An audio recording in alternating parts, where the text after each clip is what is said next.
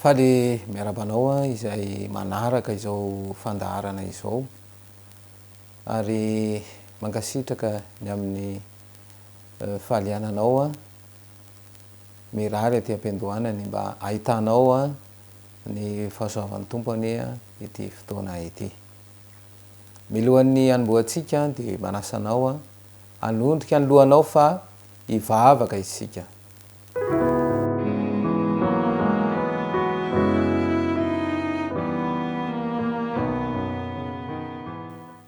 Raha nay izay any an-danitro, ianao la iraina any ny lanitra sy ny tany, tombotompo tahaka ny mpanjaka mahefany zavatra rehetra atolotray, ho anao irery ihany ny dera sy ny laza, ary ny voninahitra mandrakizay. Tsy voafehanay ny fisainanay noho ny fanangolena ataon'ny devoly, izay manajamba ny masom-panahinay, angatahanay fifonana aminao a, ny eloka vitanay a teo anatrehanao. Sotranao fa afaka manomboka izao fandaharana izao, ny fahazavan-tsaina avy amin'ny fanahy masina hazava amin'ny fisainana, ahafahana mahafantatra ny sitraponao ary tario izay anaiky izany. Tononona sy angatahana amin'ny anaranao Jesosy Kristy nivavaka. Amen. Amin'ity fotoana ity a dia iresaka manokana isika mahakasika ny teny. Ny teny moa zany a dia ifandraisana, ifampiresahana, ary io indrindra raha vao tsy azo ny zavatra ambara sy tenena na resahana dia miteraka olana izany. Andenge raisitsika ny ambaran'ny soratra masina raha mahakasika an'izany teny izany. Dia ao amin'ny Jaona filazantsara nosoratan'i Jaona, filazantsara nosoratan'i Jaona toko voalohany, dia vakitsika manomboka amin'ny andiny voalohany, filazantsara nosoratan'i Jaona toko voalohany, andiny voalohany ka hatramin'ny fahatelo. Tamin'ny voalohany ny teny, ary ny teny tao amin'Andriamanitra, ary ny teny dia Andriamanitra. Zany hoe raha toa zany ka rehefa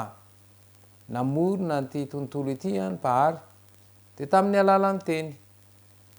ary tamin'ny alalan'ny teny no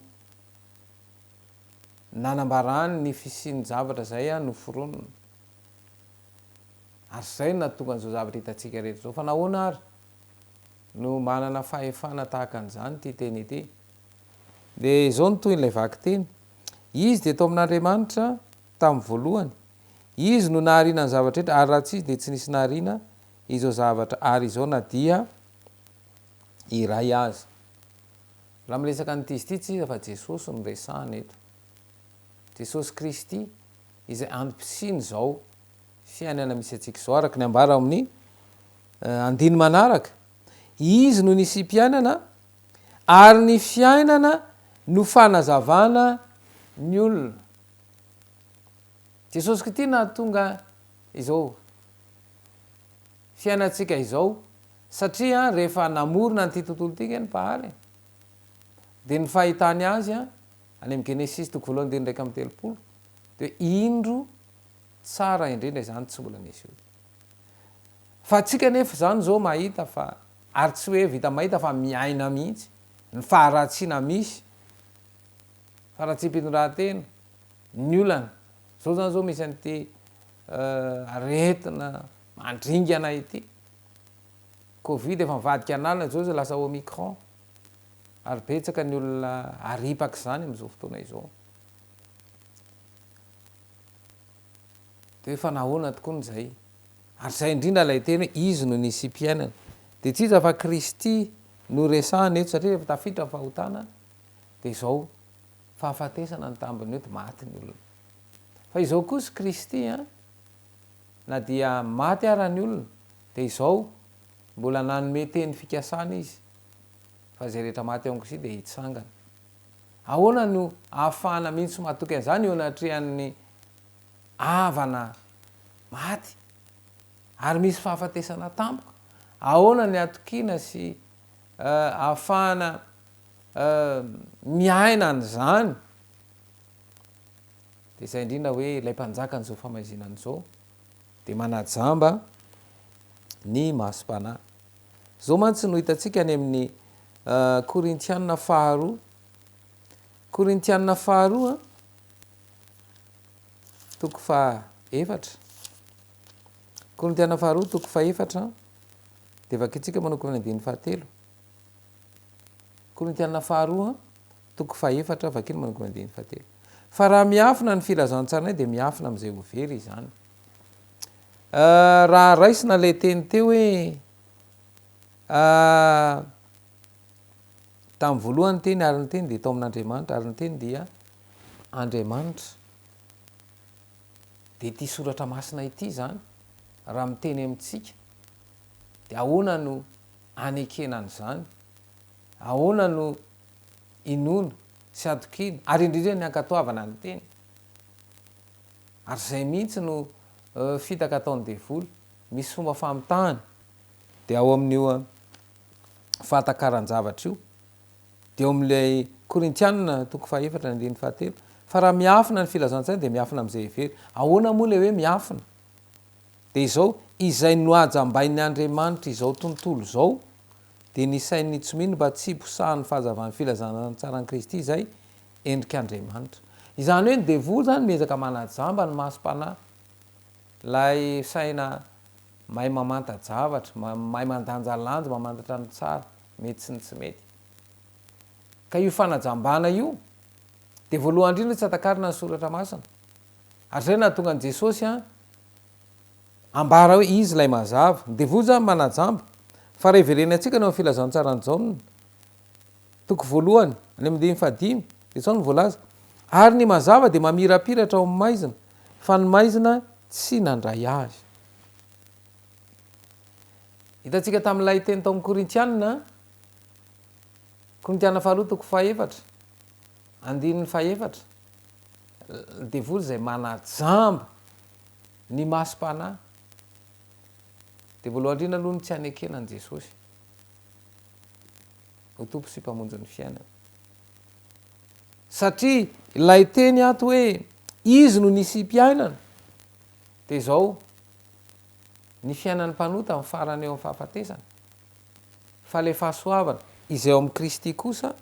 le nazava-ty ndonge raisitsika ny Romana toko fahenina ny andininy telo amby roapolo de zao mivaky ny teny Romana toko hoe ny andininy telo amby roapolo fa fahafatesana ny tambony io ary fiainana manak'izay ny fanomezam-pahasoavana avy amin'Andriamanitra ao amin'ny Kristy Jesosy tompontsika izany hoe fahasoavana zay nomeny Jesosy io zany de anampy ary indrindraindrindra anazava ny masom-panahy mba hahafantarina ny sitrapon'ny Kristy indrisa nefa fa mbola tsy zay ny zava-misy am'izao vanim-potoana iainantsika izao de zao no toy ny teny tao ny tena mazava izay mazava ny olona rehetra tonga am'izao tontolo izao tao ny tena mazava tonga am'izao tontolo zao teo am'izao tontolo zao andiny fahafolo teo am'izao tontolo zao izy ary izy no naovana izao tontolo nefa izao tontolo zao tsy nahalala azy ny fitaka ataon'ny devoly zany de ny atonga ny mpanota tsy iaona amin'i Kristy ary tsy anaiky an'i Kristy izay nambara moa ilay Mesia iza moa ny tena resahany eto de ny jiosy anie izay tsy nanaiky an'i Kristy izay anisan'ny taranaka voafidy indrisy anefa fa lasan'izao nanambony tena ary ny tena zava-doza de tonga amin'ilay hoe fieverana hoe manana firiareana fanana fambonina ara-panahy ary zay fitaka zay ary zay fanika zay nahatonga azy tsy anaiky an' Jesosy hoe izy lay Mesia ary eo indrindra zany hoe lay famitahana ataon'ny devoly zany de tsy inona ny amin'i Kristy tonga amonjy ny olombelona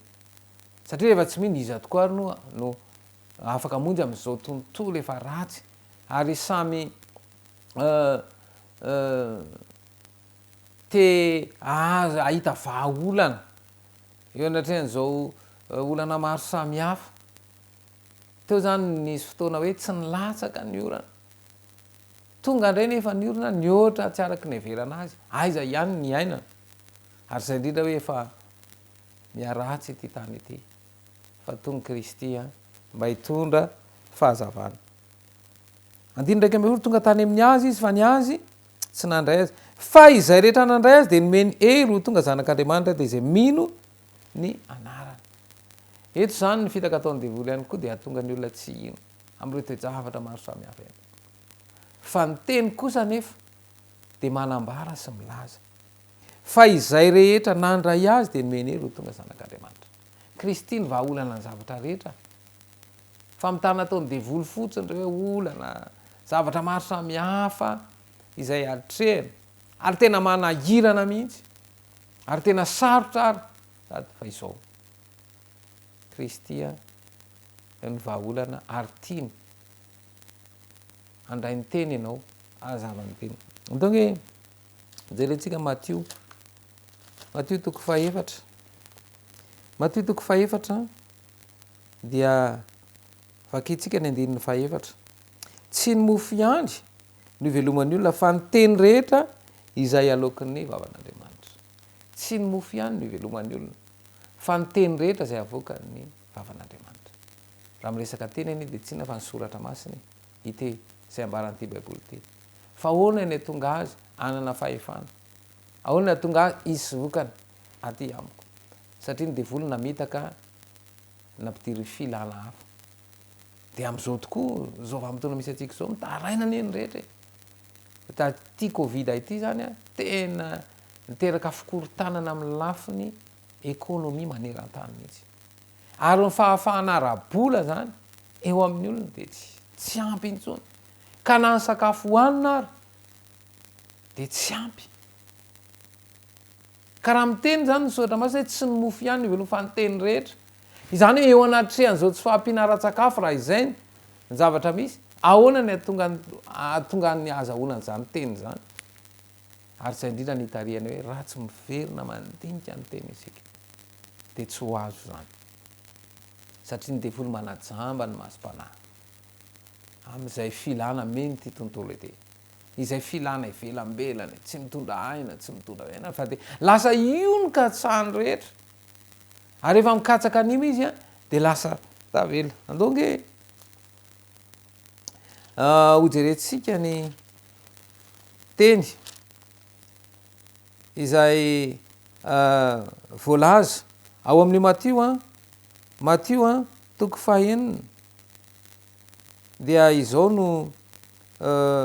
voalaza ao amin'ny andininy fahavalomboropolo Matthieu toko fahenina andininy valomboropolo ary nahoana ny manany amin'ny fitafiana nareo dinio tsara ny fanerin'ny voninkazo any an-tsaha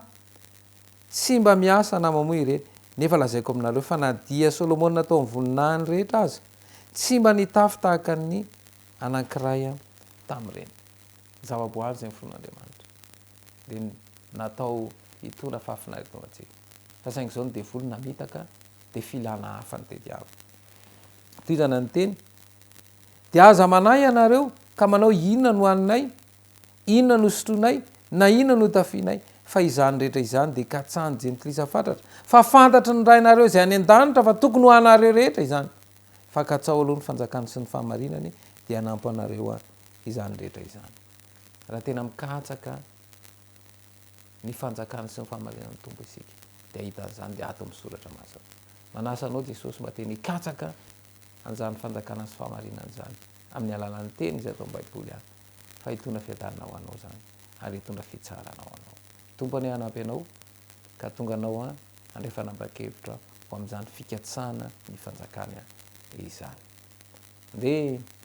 ho faranatsika amin'ny alalan'ny vavaka izao fotoana izao